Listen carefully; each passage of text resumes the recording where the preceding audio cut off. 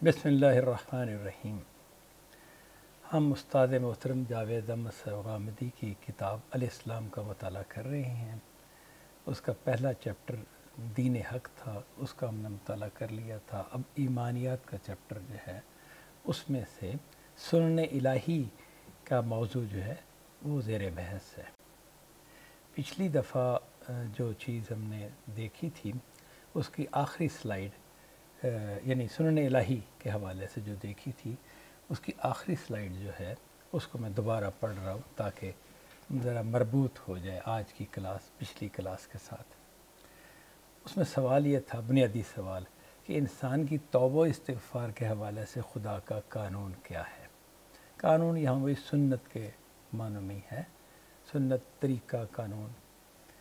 तो यानी मुराद इससे ये हुआ, सवाल से मुराद ये हुई कि तौबा इस्तिग़फ़ार का पहलू जो इंसान को तौबा करनी होती है वो खुदा से गुनाहों की बख्शिश चाहता है, इस्तिग़फ़ार करता है यानी कि, तो इसके हवाले से अल्लाह का क्या तरीक़ा है, क्या कानून है, क्या उसूल है।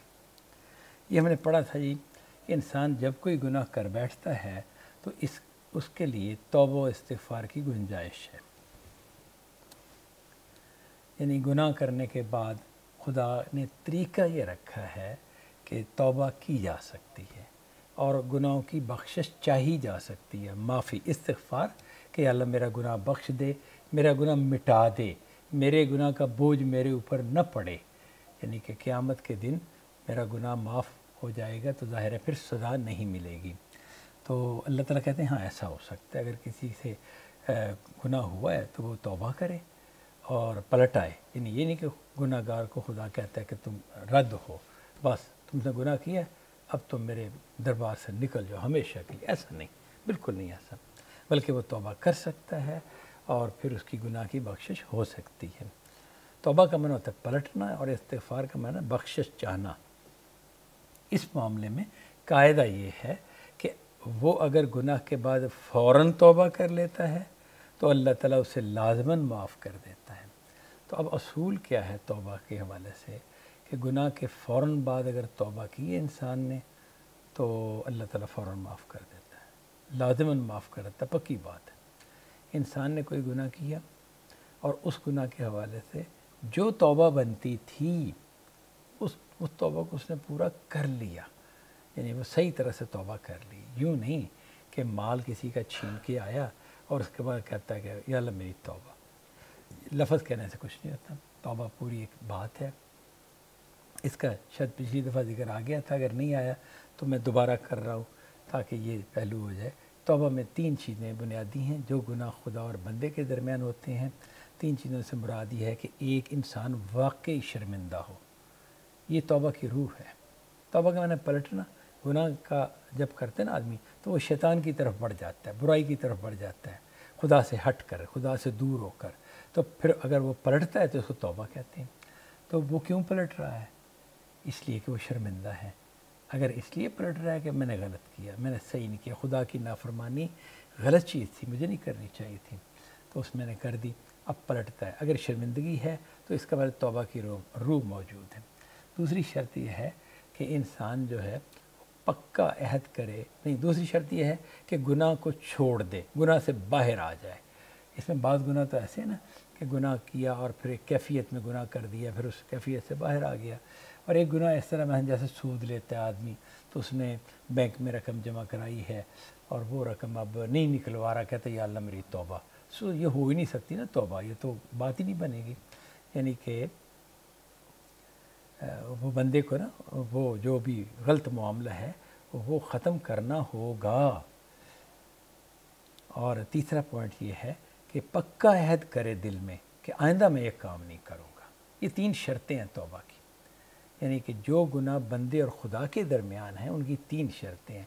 पहली नदामत, दूसरा गुनाह से बाज आ जाना, वो यानी उस वक्त गुनाह से बाज आ जाना, और तीसरी शर्त यह है कि आइंदा के लिए मैं कभी गुनाह नहीं करूँगा, ये इसका पक्का अहद, ये अहद होगा।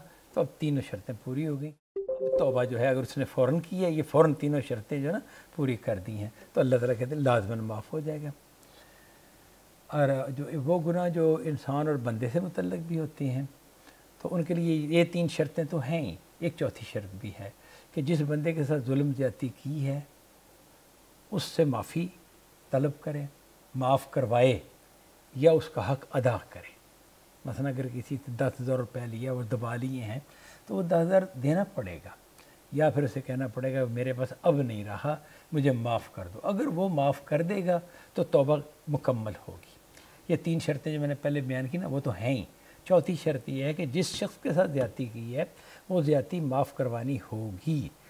یہ ہیں شرطیں، ان کے ساتھ جب توبہ کی جائے گی نا تو اسے کہیں گے کہ انسان نے توبہ کی ہے۔ تو فرمایا کہ اگر گناہ کے فوراً بعد توبہ کر لیتا ہے تو اللہ لازماً معاف کر دیتا ہے، لیکن ان لوگوں کی توبہ ہرگز قبول نہیں کرتا۔ یعنی یہ بھی اللہ نے بتا دیا ہے کہ میں نے ان لوگوں کی توبہ ہرگز قبول نہیں کرنی جو زندگی بھر گناہوں میں ڈوبے رہتے اور جب دیکھتے ہیں کہ موت سر پر آن کھڑی ہوئی ہے تو توبہ کا وظیفہ پڑھنے لگتے ہیں۔ یعنی کہ پوری زندگی تسلی کے ساتھ گناہ کیے، کوئی شرمندگی نہیں، کوئی پلٹنے کا پروگرام نہیں، اور زندگی کو ان گناہوں کے ساتھ ہی گزارتے رہے، انجوائے کرتے رہے، یا جو بھی معاملہ ان کا چلتا رہا۔ پھر موت کی صورتحال طاری ہو گئی، انسان کو ایک اندازہ ہو جاتا ہے کہ اب میرا شاید آخری وقت ہے۔ پھر موت کا جب وہ بالکل معاملہ ایسا ہو گیا کہ اب تو پلٹنا ہے ہی نہیں، یعنی کہ دنیا سے آخرت کی طرف بندہ جا رہا ہے، اب وہ توبہ کرتے ہیں، یا اللہ میری توبہ۔ اس کی مثال وہ ہے جب فرعون نے توبہ کا کہا تھا کہ میں بنو اسرائیل کے خدا پر ایمان لے آیا ہوں، وہ اس نے کب کہا تھا؟ جب وہ پانی کے اندر ڈوب رہا تھا، خدا کے عذاب نے پکڑ لیا تھا۔ اس کی آپ دوسری مثال یوں کہہ سکتے ہیں کہ جب فرشتہ انسان کو پکڑ لیتا ہے کہ اب اس کی میں جان نکال لوں گا، اب توبہ نہیں ہو سکتی، کوئی فائدہ نہیں اس کا، توبہ قبول ہی نہیں ہونی، کیونکہ توبہ تو جو ہے نا عالم غیب میں رہتے ہوئے توبہ کرنی تھی نا، جب انسان خدا کی دنیا کو بھی نہیں دیکھ رہا، اسے فرشتے بھی نظر نہیں آ رہے، اور موت کے ساتھ جو کھڑکی کھلنی ہے نا عالم آخرت کی وہ نہیں کھلی ہوئی، وہ اس دنیا کو ہی دیکھ رہا ہے، تو اس صورتحال میں توبہ کرے گا تو توبہ ہے۔ جب وہ یہاں سے وہاں اس نے جھانک لیا، اسے محسوس ہو گئے وہ آثار اصل دنیا کے، یعنی کہ موت سر پر آ گئی، تو اب توبہ کا وظیفہ بیکار بات ہے، جیسے فرعون کی وہ بات بیکار تھی، اللہ نے قبول نہیں کی۔ اسی طرح جانتے بوجھتے حق کا انکار کر دینے والوں کی توبہ بھی قبول نہیں ہوتی، یعنی جو لوگ جانتے بوجھتے حق کا انکار کر دیتے ہیں اور ڈٹے رہتے ہیں تو ان کی توبہ قبول نہیں ہوتی۔ جان بوجھ کے حق کا انکار کیا، اسی کو کفر کہتے ہیں نا، تو کفر کیا اور کفر پر جمے رہے، اگر پلٹ آئے تو پھر تو توبہ ہو گئی نا، لیکن مرنے سے پہلے پلٹ آئے تو پھر تو انہوں نے توبہ کی، لیکن وہ حق کا انکار کر دیا اور اسی طرح ان کی توبہ بھی قبول نہیں ہوتی۔ اگلا حصہ ہے نا کہ اگر وہ موت کے وقت تک اس انکار پر قائم رہے ہوں، یہ ضروری پہلو ہے، اگر اس موت سے پہلے بعد آ گئے تو پھر تو بعد آ گئے، پھر تو مسئلہ اور ہوا۔ یہ سلائیڈ جو ہے نا یہ ہم نے پچھلی دفعہ پڑھ لی تھی، یہ اس میں توبہ و استغفار کے حوالے سے اللہ تعالیٰ کا جو قانون ہے وہ بتایا گیا۔ ایک چیز جو اس میں یہاں بیان نہیں ہوئی لیکن وہ اس کے تفصیلی بیان میں آتی ہے، اکثر جب وہ ذکر آتا ہے نا، غامدی صاحب بھی جب ذکر کرتے ہیں تو کن لوگوں کی توبہ قبول ہو جاتی امکان ہے کہ ہو جائے، وہ لوگ ہیں کہ جنہوں نے زندگی کے ایک حصے میں گناہ کیے، کرتے گئے، پھر موت تو ابھی نہیں آئی لیکن موت سے پہلے توبہ کر لی، توبہ انہیں نصیب ہو گئی، پروگرام کے مطابق کہے کہ بھئی اب میں بوڑھا ہو گیا ہوں، میں گناہ کر نہیں سکتا تو میں توبہ کرتا ہوں، یہ مسئلہ تو ذرا تھوڑا سا ہو گیا، پریشانی والا ہو جائے گا، لیکن سادہ صورتحال یہ ہے کہ انسان کو ہوش آیا 45-50 سال کی عمر میں کہ میں تو غلط کرتا رہا ہوں، پھر وہ پلٹا، واقعی سچی توبہ اس نے کی۔ اب یہ جو توبہ کی ہے ایک عرصہ گناہ کرتے یہ نہ تو وہ مسئلہ ہے کہ گناہ سے فوراً بعد توبہ کی ہے، اور نہ یہ مسئلہ ہے کہ موت سر پر آن کھڑی ہوئی تو توبہ کی ہے، تو اس کا کیا ہوگا؟ تو امید ہے کہ یہ بھی معاف ہو جائیں گے۔ قرآن مجید نے امید والا پہلو ان کے بارے میں یعنی بیان کیا ہے۔ یہاں وہ یہ تیسرا پوائنٹ نہیں لکھا ہوا لیکن بہرحال میں نے وہ بیان کر دیا۔ اگلی سلائیڈ جس یہاں سے آج کا لیکچر شروع ہو رہا ہے، وہ اس میں سوال یہ ہے کہ انسانوں کے لیے خدا کا قانون جزا و سزا کیا ہے؟ یعنی انسانوں کو اللہ تعالیٰ جزا بھی دیتے ہیں، بدلہ بھی دیتے ہیں، سزا بھی دیتے ہیں، تو اس کے کیا اصول ہیں، اس کا کیا قانون ہے؟ یعنی کب سزا دیں گے، کس بنا پر سزا دیں گے، کب جزا دیں گے، کس طرح کی جزا دیں گے، کہاں جزا دیں گے، زندگی میں یا موت کے بعد؟ ٹھیک ہے نا، یہ سارے پہلو اس سوال میں آ جاتے ہیں۔ اب اس کو ہم دیکھتے ہیں۔ موت کے بعد جزا و سزا تو ایک اٹل حقیقت ہے، موت کے بعد جزا و سزا اٹل حقیقت ہے۔ ہمارا جو ضمیر ہے نا، یا ہماری جو باطنی شخصیت، اس کے اندر یہ اٹل حقیقت نا ادھر سے اٹھتا ہے۔ ہم یقین کے ساتھ جانتے ہیں کہ نیکی بدی سے مختلف ہے، ہم یقین کے ساتھ جانتے ہیں کہ نیکی اچھی چیز ہے اور بدی بری چیز ہے۔ ہم یقین کے ساتھ جانتے ہیں کہ نیکی کا انجام اچھا ہونا چاہیے، اچھا ہوگا، اچھا بنتا ہے، اور یقین کے ساتھ جانتے ہیں کہ بدی کا انجام اچھا نہیں ہو سکتا، بدی کا انجام برا ہی ہونا ہے۔ یہ تو ہمیں فطری طور پر معلوم ہے۔ اب انبیاء نے تفصیل بتا دی کہ بھئی یہ خدا کی عدالت ہوگی، اس میں یہ معاملہ سارا طے ہوگا کہ نیکوں کو پھر اللہ تعالیٰ انعامات دیں گے، خدا کی مغفرت ہوگی، خدا کی رحمت ہوگی، جنت ملے گی ان کو، خدا کی نظر کرم ہوگی، وہ سارے پھر آگے جائیں، اور جو برے ہیں ان کو سزا۔ یہ انبیاء نے تفصیلات بتا دی کہ وہ دوزخ میں جائیں گے، اس طرح۔ تو اب یہ موت کے بعد جو تو ایک اٹل حقیقت ہے، چاہے فطرت کی بنا پر اب دیکھیں اور چاہے تفصیلات جو قرآن میں آئی ہیں، انبیاء نے بتائی ہیں، ادھر وہ تو مزید اس کو پکا کر دیتی ہیں۔ لیکن قرآن سے معلوم ہوتا ہے کہ بعض اوقات یہ اس دنیا میں بھی دی جاتی ہے۔ اب یہ ایک پہلو قانون، جو قانون جزا و سزا ہے نا، تو اس میں موت کے بعد جزا و سزا تو ہونی ہے نا، یہ تو پکی بات ہے۔ اس کو قرآن نے بھی خوب بیان کیا ہے۔ میں نے جیسے بتایا کہ فطرت کے اندر بھی اس کی بنیاد پائی جاتی ہے، اور لیکن دوسرا پہلو وہ یہ کہ کیا جزا و سزا دنیا میں بھی ہوتی ہے؟ تو دنیا کے حوالے سے جو ہے نا، وہ بعض اوقات دنیا میں بھی دی جاتی ہے، اس کے کچھ اصول ہیں، وہ کن کو ملتی ہے، کس بنا پہ ملتی ہے، وہ آگے ہم دیکھ رہے ہیں۔ خدا کی عدالت کا جو ظہور قیامت کے دن اس کے منتہائے کمال پر ہونے والا ہے، یعنی یہ جملہ کیا ہے جی؟ خدا کی عدالت، یعنی خدا کی عدالت لگے گی، تو اس کا ظہور کب ہوگا؟ قیامت کے دن ہوگا، وہ جو 50,000 سال کا دن ہونا ہے نا، اس دن ہوگا، اور اس کے منتہائے کمال پر ہونے والا ہے۔ یعنی خدا کے عادل ہونے کا ظہور، منتہائے کمال یعنی منتہا انتہا کا مفہوم رکھتے ہیں نا، تو کمال کا انتہا، کامل عدل، انتہائی صورت میں عدل، یہ قیامت کے دن ظاہر ہونا ہے۔ جو دنیا میں جزا و سزا ہے، یہ اسی کی تمہید ہے، دنیا میں بھی دی جاتی ہے، اور یہ دنیا میں جزا و سزا اسی کی تمہید ہے۔ تمہید جیسے نا کسی مضمون کے شروع میں تمہید کے عنوان سے کچھ پیرے لکھے ہوتے ہیں، 2-4 صفحے لکھے ہوتے ہیں، تو یہ تمہید کیا کرتی ہے؟ مضمون جو آگے آنا ہے نا، اس کے لیے رستہ ہموار کرتی ہے۔ تو اسی طرح دنیا میں جو سزا آتی ہے، وہ آخرت کی سزا کے حوالے سے ایک تمہید کی صورت بنتی ہے۔ اس کی جو صورتیں اللہ تعالیٰ نے بالکل متعین طریقے پر بیان فرمائی ہیں، وہ یہ ہیں۔ اولاً جو لوگ دنیا کے طالب ہوتے ہیں، اسی کے لیے جیتے، اسی کے لیے مرتے، اور آخرت سے بالکل بے پرواہ ہو کر زندگی بسر کرتے ہیں۔ یعنی پہلا پوائنٹ تو یہ ہے کہ جو لوگ دنیا کے طالب ہیں، دنیا چاہیے، باقی آخرت وغیرہ کا پتہ نہیں ہے کہ نہیں ہے، یا ہوگی، ہمارے بڑے بوڑھے کہتے تھے، ہمارے مطلب ہے فیملی کے لوگ کہتے ہیں، ہماری قوم کہتی ہے، تو لیکن میں ادھر توجہ نہیں کرتا، تو اس بے نیازی کے انداز میں زندگی بسر کرتے ہیں۔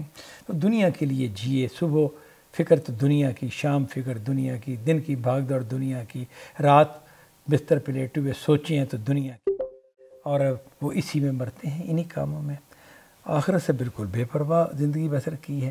یہ جو لوگ ہیں، ان کا حساب اللہ تعالیٰ جس کو جتنا چاہتا ہے دے کر اس دنیا میں بے باک کر دیتا ہے۔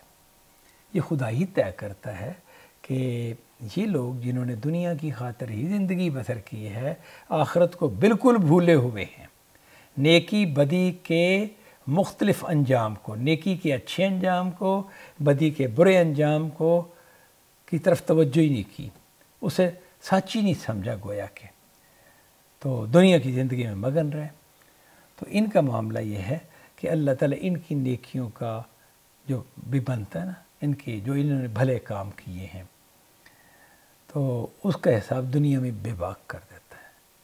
انہیں نعمتیں مل جائیں گی، سہولتیں مل جائیں گی، آسائشیں مل جائیں گی، کوئی مشکلات میں رعایت مل جائے گی، جو مقدر بنتی تھی بات اس میں اللہ تعالیٰ ان کی نیکیوں کی وجہ سے خود تبدیل، کوئی فیصلہ تبدیل کرنا چاہے کر دیں گے، جیسے بھی اللہ تعالیٰ ان کو دینا چاہیں۔ خدا ہی فیصلہ کرتا ہے، اور خدا کامل مالک ہے، مکمل مالک ہے، فیصلہ صرف اسی نے کرنا ہے۔ یہ تو ابھی کوئی بندہ کہہ سکتا ہے نا ویسے کہ خدا ہی کرے گا، یک طرفہ بات ہوئی، تو اس طرح نہیں ہے کہ دو طرفیں ہیں، ایک طرف انسان کی ہے، دوسری طرف خدا کی ہے۔ بے شک وہ معاہدہ تو اسی طرح کرتا ہے خدا کہ تم میری شریعت پر عمل کرو میں تمہیں جنت دوں گا۔ یہ معاہدہ تو ایسے ہی ہے جیسے دو مختلف ذاتیں ہیں جن کے مابین، اور خدا کی ذات اور انسان کی ذات، یہ اس طرح ہے۔ لیکن حقیقت میں اگر دیکھا جائے تو انسان تو کوئی چیز ہی نہیں ہے، خدا ہی خدا ہے۔ اسی نے پیدا کیا انسان کو، اسی نے صلاحیت دی انسان کو، اس کے حکم سے، اس کے اذن سے ہمیں خیال آتا ہے، سوچ آتی ہے۔ اگر ہم کوئی جھگڑتے بھی ہیں، حتیٰ کہ خدا پر کوئی شخص اعتراض بھی کرتا ہے تو وہ خدا کا اذن جو ہے اس کے تحت کرتا ہے، اس کو جتنی گنجائش دی جاتی ہے اتنا ہی وہ سوچ پاتا ہے، اتنا ہی وہ سرکشی کر پاتا ہے، اور اسی کے حوالے سے یہ تو خدا نے تو گھیرا ہوا ہے ہر اعتبار سے۔ تو جتنی آزادی اللہ تعالیٰ انسان کو دیتے ہیں نا، اس آزادی ہی کو وہ استعمال کرتا ہے، اچھا یا برا، اسی کا اس نے حساب دینا ہے۔ تو اب جو بھی بہرحال انسان نے عمل کیے ہوں گے، اچھے عمل، ان کا حساب اسے دنیا میں مل جائے گا، اور ان کی تمام کارگزاریوں کا پھل انہیں یہیں مل جاتا ہے۔ کارگزاری یعنی کام وام انہوں نے جو کیے ہیں، مثلا کسی کی ہیلپ کر دی، کسی کے لیے کوئی اچھا مشورہ دے دیا، یا کوئی مالی مدد کر دی، یا اس کے علاوہ کوئی خیر خواہی کی بات کی، تو جو بھی کام نیکی کے کام کیے ہیں، آخر اپنے بچوں کو تو پالتی ہیں نا، بچوں پر احسان کیا، یہ کیا وہ کیا، تو جو بھی نیکیاں ہوتی ہیں نا ان کا پھل دنیا میں مل جاتا ہے۔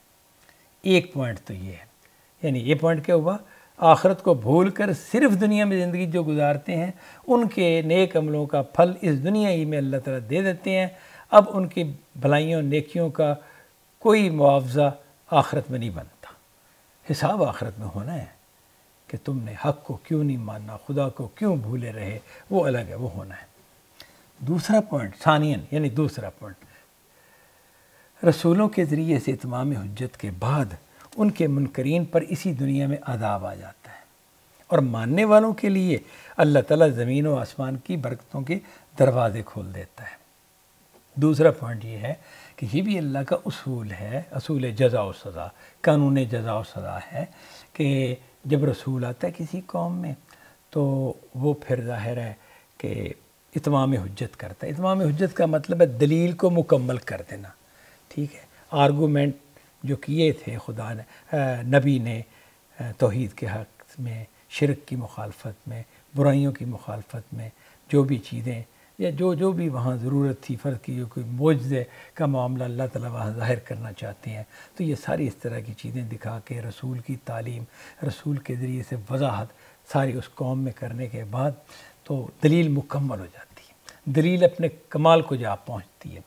تو اس کے بعد پھر اب جو کچھ لوگ ایسے ہوتے ہیں کہ وہ کہتے ہیں ہم تو نہیں مانتے، یہ وہ لوگ ہیں جو جان بوجھ کر نہیں مان رہے، یعنی اب انہیں منوانے کے لیے اللہ تعالیٰ نے ہر کام کر ڈالا جو چاہیے تھا، لیکن نہیں، یہ نہیں ماننے تو پھر یعنی اختیار و ارادہ کی آزادی کے ساتھ نہیں ماننے۔ ایک تو یہ نا کہ اللہ تعالیٰ فرض کیجئے کوئی ایسا مطلب جیسے وہ فرعون پر عذاب پانی میں ڈوب رہا تھا تو مان ہی لیا تھا اس نے، پر نہیں، وہ نہیں منوانا۔ یہ اللہ تعالیٰ جب رسولوں کے ذریعے سے حجت تمام کرتے ہیں نا، رسول آ کے دعوت دیتے ہیں تو ان کے ذریعے سے بات بہت واضح کر دیتے ہیں، حتیٰ کہ جب معجزہ بھی دکھایا جاتا ہے تو وہ بھی بات کو انتہائی دعوے کو آخری صورت میں واضح کر دیتا ہے۔ اب اس کے بعد جو لوگ کہتے ہیں ہم تو نہیں مانتے، یہ ڈھیٹ لوگ ہیں، حق کے خلاف ہیں۔ حق کو نہ ماننا بہت بڑا جرم ہے، بہت بڑا جرم ہے، تو ان پر اسی دنیا میں عذاب آ جاتا ہے۔ یعنی ان پر گویا کہ وہ جو قیامت کو فیصلہ ہونا ہے نا کہ یہ دوزخ میں جائیں گے، یہ جنت میں جائیں گے، اس قوم کے والے سے دنیا میں ہو جاتا ہے، اور ان کا وہ دوزخ والا عذاب دنیا سے شروع ہو جاتا ہے۔ اسی لیے اس کو تمہید کہا ہے۔ تو وہ عذاب جب شروع ہو جاتا ہے تو وہ مر جاتے ہیں، اس عذاب کی تو ایک لہر بھی برداشت نہیں کر پاتے، تو ختم ہو جاتے ہیں۔ پھر آخرت کا معاملے میں داخل ہو جاتے ہیں، وہاں پر جو سلسلہ چلنا ہے وہ چلنا ہے۔ یعنی یہ فرمایا کہ منکرین پر اسی دنیا میں عذاب آ جاتا ہے، اور ماننے والوں کے لیے اللہ تعالیٰ زمین و آسمان کی برکتوں کے دروازے کھول دیتا ہے۔ جو مانتے ہیں ان کے لیے اللہ تعالیٰ پھر رزق کی فراوانی، ان کو غلبہ عطا کرتے ہیں، انہیں مختلف طریقوں سے مطلب ہے اپنی رحمتوں سے نوازتے ہیں۔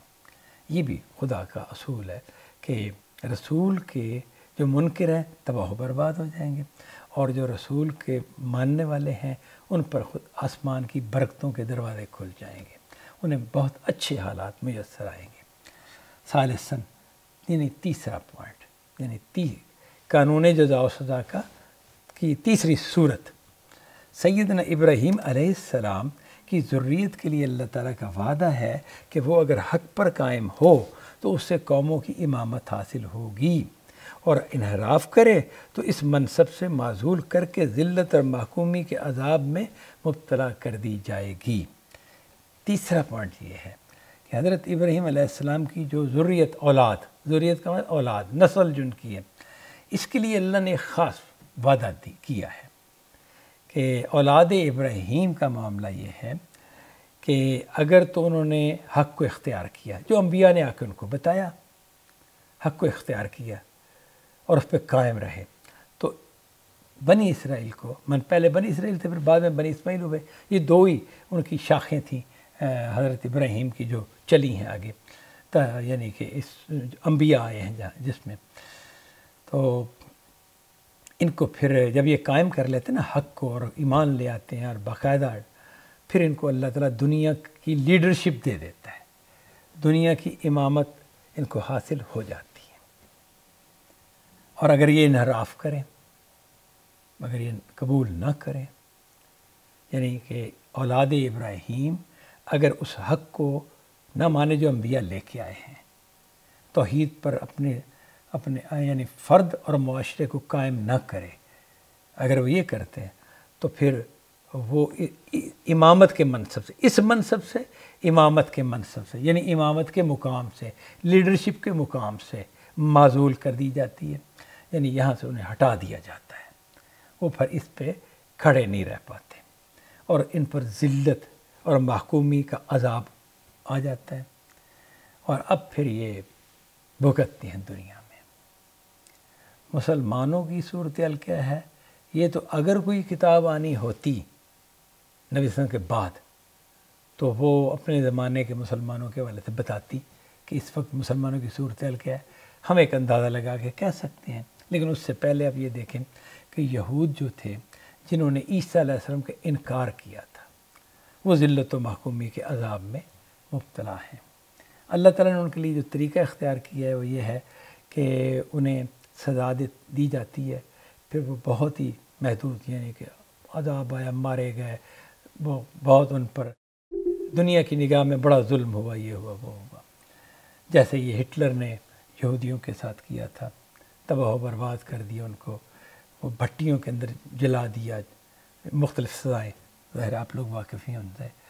تو اب یہ جو ہے پھر انہیں موقع دیا جاتا ہے تو پھلتے بڑھتے ہیں، پنپتے ہیں، ان کی حکومت قائم ہو جاتی ہے، اور پھر وہ ایک یعنی یوں سمجھیں کہ جیسے کھا پی کے پل کر اتنے بڑھ گئے، اتنے موٹے تازے ہو گئے کہ اب ان پہ پھر عذاب آئے۔ یہ ان کی تاریخ میں مسلسل سلسلہ چلتا رہا ہے۔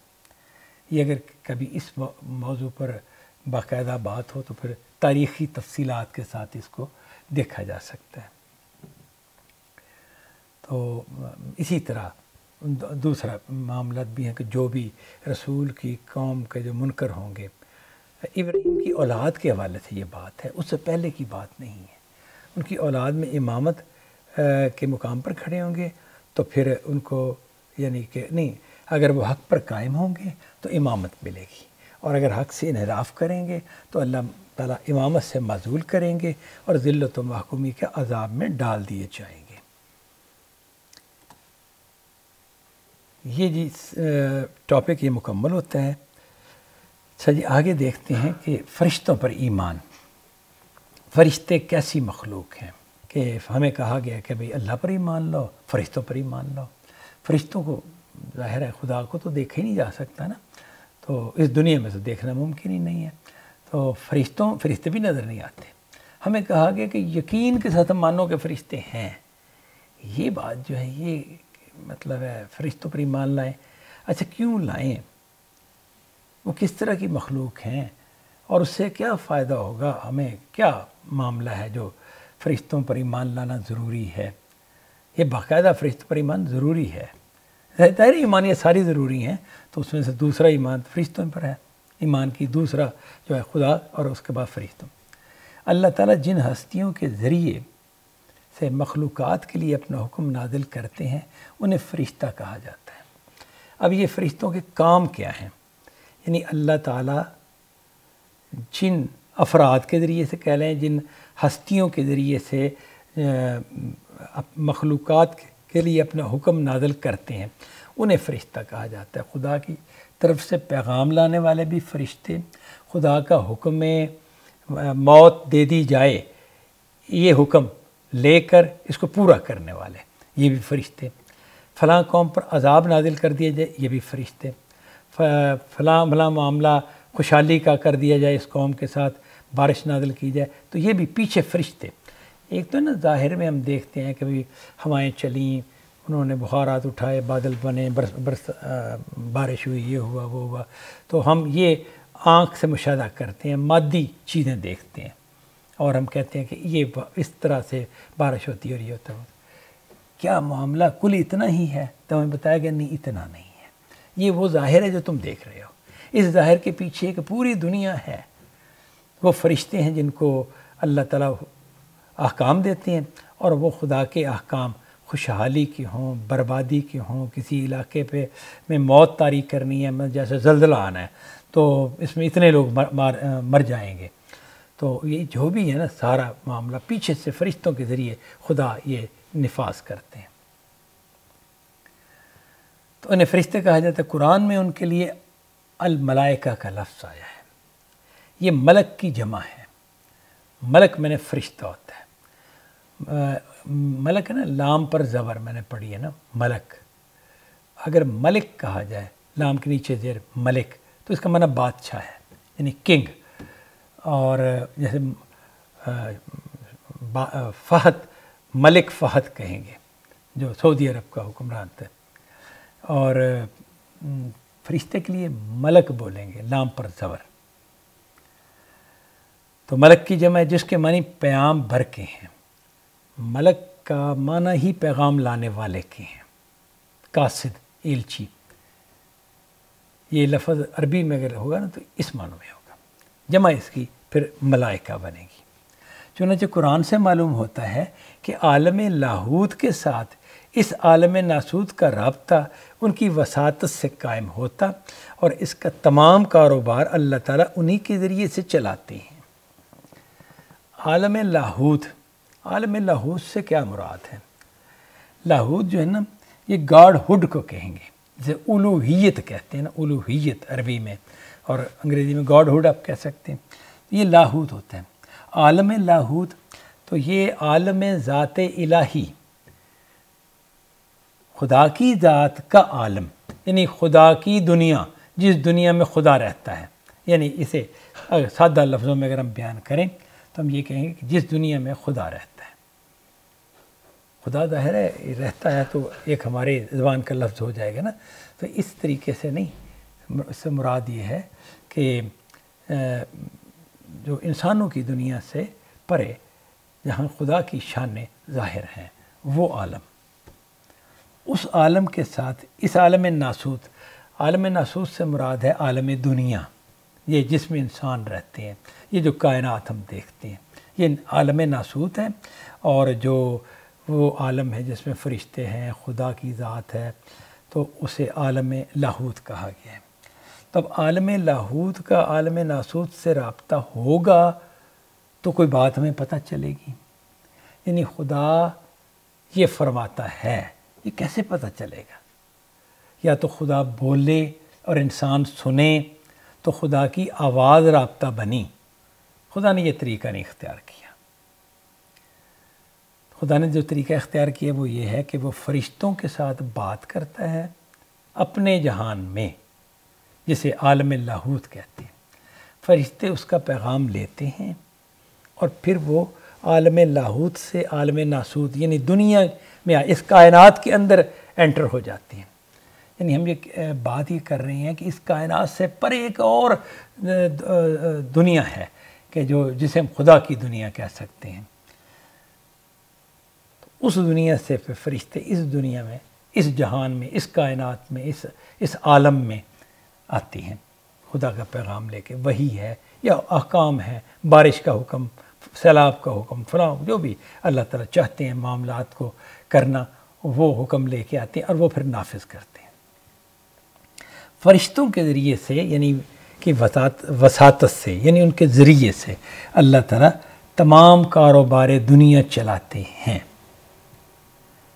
ہم تو بظاہر یہ دیکھتے ہیں نا کہ قوم لوط جو تھی، اسے تورات میں آتا ہے نا کہ قوم لوط پر جو فرشتے عذاب لے کر آئے تھے اور عذاب جنہوں نے ڈالا تھا ان کے اوپر، وہ فرشتے ایک دن پہلے ابراہیم علیہ السلام کے ہاں مہمان کے طور پر گئے تھے اور وہاں ان کو ایک بیٹے کی بشارت دی، اور انہوں نے کھانا وانا تیار کیا تو کھانا نہیں کھایا اور پھر وہ آ گئے۔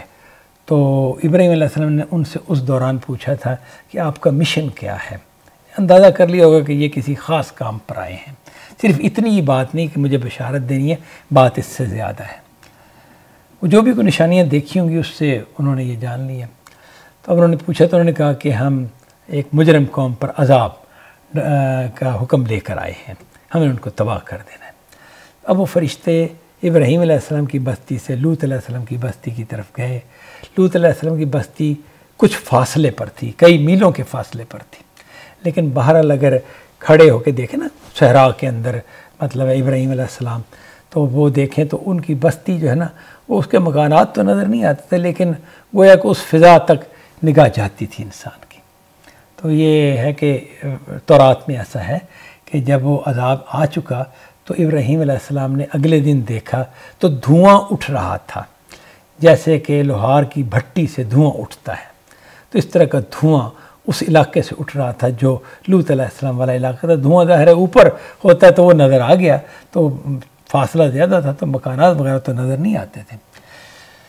تو اب یہ جو انسانی آنکھ نے دیکھا، ابراہیم علیہ السلام کی آنکھ نے دیکھا، وہ تو دھواں تھا، اور کس طرح جیسے بھٹی سے دھواں اٹھ رہا ہے، اس طرح سے ایسے لگتا ہے کہ جیسے کوئی یہاں پر ایسا واقعہ ہوا ہے آگ لگنے کا، یا جیسے آتش فشاں کے پھٹنے کا کہ جس کے نتیجے میں ہوا ہے۔ تو مسئلہ یہ ہے کہ وہ واقعہ اگر کوئی مطلب ہے دیکھنے والا ہوتا تو اسے یہ نہیں نظر آنا تھا کہ فرشتے کوئی کچھ کر رہے ہیں، اسے یہی نظر آنا تھا کہ زمین پھٹی اور وہ جو سارا علاقہ اوپر اڑا اور اڑ کے نیچے گرا اور اس کے اوپر پتھروں کی بارش ہو گئی۔ تیز آندھی نے پتھروں کی بارش کر دی۔ تو تیز آندھی چلتی ہوئی دیکھتے ہیں سیراب میں پتھروں کی ہوتی ہے، حاسب اسے کہتے ہیں نا، تو وہ حاسب پتھر برساتی ہوتی ہے، یہ کوئی انوکھا واقعہ نہیں ہے، تو اسے وہ نہیں نا۔ لیکن اس سب کے پیچھے فرشتے تھے، انہوں نے کیا کیا تھا یہ ہمیں نہیں معلوم، بس خدا کو حکم نافذ کیا تھا۔ اگر وہ نافذ نہ کرتے تو کوئی واقعہ نہیں ہونا تھا، اگر وہ نافذ نہ کرتے تو ایسا نہیں ہونا تھا کہ وہ اگر زمین پھٹی تھی۔ مولانا مودودی نے تفسیر میں یہ لکھا ہوا ہے نا کہ وہ جو علاقہ تھا نا اس کے نیچے گندک کے ذخائر موجود ہیں، تو مطلب آتش فشانی علاقہ تھا کہ جس کے نیچے اس طرح کا معاملہ تھا، تو وہ آتش فشاں پھٹ گیا یا وہ زمین اس دھماکے سے قسم کی اڑی۔ تو یہ تو ہماری مادی آنکھ جو دیکھے گی وہ تو یہی کہے گی، لیکن یہ بات کل اتنی ہی ہے نہیں، اس سے پیچھے پوری بات ہے جس کا کچھ حصہ اللہ نے ہمیں بتایا ہے کہ میرے فرشتے آتے ہیں اور وہ پھر عذاب کھولنا تو عذاب کھول دیتے ہیں، اور اگر ان پہ کوئی انعامات کی بارش کرنی ہو تو اس کے کا ذریعہ بن جاتے ہیں۔ اب یہ بھی فرشتہ میں نے صرف مثال اس لیے دی ہے کہ پتہ چلے کہ وہ نافذ کرنے والے اصل میں فرشتے ہوتے ہیں، لیکن وہ ان کے نافذ کرنے کو ہماری آنکھ نہیں دیکھ پاتی، خدا نے وہ ہم سے چھپایا ہوا ہے۔ جیسے اپنی ذات خدا کی ذات میں نظر نہیں آتی، خدا کا جو ہے نا سارا معاملہ یعنی کہ اس کی شانیں مختلف جو ظاہر ہوتی ہیں وہ بھی نظر نہیں آتی، خدا کے فرشتے بھی نظر نہیں آتے، خدا کے فرشتے کیا کردار ادا کرتے ہیں وہ بھی نظر نہیں آتے۔ ہم تو یہ دیکھتے ہیں کہ ایک بندہ ہمارے سامنے بیمار تھا اور پھر اس کی جان نکلی اور مر گیا، تو جان نکلی کیا ہوتا ہے کہ بھئی سانس اکھڑنا شروع ہو گیا، اور سانس اکھڑتے اکھڑتے اس نے ایک سانس ایسا لیا کہ جس کے بعد اس نے یعنی سانس باہر پھینکا اور دوبارہ واپس نہیں لیا، بس ہم تو اتنا ہی جانتے ہیں۔ اور جسم اس کا جو ہے نا کپ کپا رہا تھا یا تڑپ رہا تھا، وہ کوئی اس طرح کے معاملہ ہم دیکھتے ہیں بعض کیسز میں یہ صورت ہوتی ہے، تو اور کچھ بھی نہیں، مطلب اس نے ایک ایسا سانس لیا کہ سانس باہر پھینکا، جیسے کہ نا اب واپس نہیں لیا، تو بس اس کو موت کہہ دیتے ہیں ہم۔ تو فرشتے والا مسئلہ جو بتایا گیا کہ اسرائیل فرشتہ ہے، اس کے ماتحت بہت سے فرشتے ہیں، ایک فوج ہے پوری کہ جن کی یہ ذمہ داریاں ہوتی ہیں کہ جانیں نکالنی ہیں، اور وہ جانوں کو باقاعدہ لے کے جاتے ہیں پھر کسی جگہ۔ یہ خدا کا وہ نظام ہے جو ہماری نگاہوں سے اوجھل ہے۔ انبیاء کے ذریعے سے ہمیں کچھ چیزیں بتائی گئی ہیں، لیکن پوری حقیقت ہم نہیں جانتے کہ ان کی صحیح مراد کیا ہے، یہ ہمارے نہیں علم میں۔ تو بہرحال معاملہ یہ ہے کہ جو فرشتے ہوتے ہیں وہ عالم لاہوت سے خدا کا حکم لاتے ہیں اور عالم ناسوت میں وہ نافذ کرتے ہیں جیسا جیسا انہیں حکم دیا جاتا ہے۔ تو تمام کاروبار اس کائنات کے جتنے معاملات ہیں، جو بھی تدبیریں کرنی ہیں، وہ فرشتے کرتے ہیں۔ ایسا نہیں ہے کہ فرض کیجئے شہاب ثاقب گرتے ہیں زمین پر تو بس یہ خود ہی گرتے ہیں۔